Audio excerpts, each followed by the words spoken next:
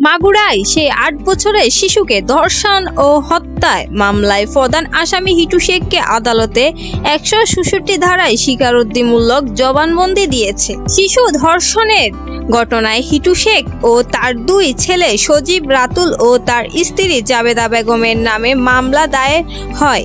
এই ঘটনার অন্য ৩ আসামি রিমান্ডে রয়েছে। আদালতে জবানবন্দিতে হিটু শেখ জানান, নিজ ঘরে আসিয়াকে একা পেয়ে ধর্ষণ করেছে।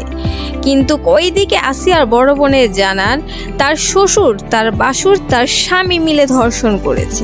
তো দর্শক, আপনারা বলেন কার কথাটা সত্য, আসিয়ার বড় বোনের কথা নাকি হিটু শেখের কথা? এমনিতেই আমি কিন্তু প্রথম থেকে দেখে আসতেছিলাম আসিয়ার বোনের কথা কেমন জানি উল্টা পাল্টা বলে, ঠিক মতো কোনো সঠিক তথ্যও দিতে পারে নাই।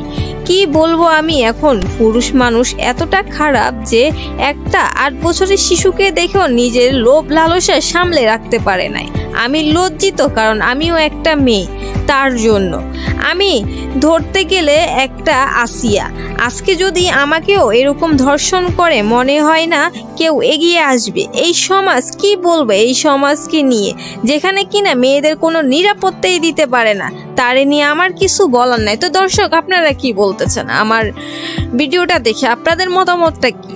যদি ভালো লেগে থাকে তাহলে আমার চ্যানেলটি সাবস্ক্রাইব করে আমার পাশে থাকবেন। আর হিটু শেখের কথা সত্য নাকি আসিয়ার বড় বোনের কথা সত্য, আমার কমেন্ট বক্সে জানিয়ে যাবেন।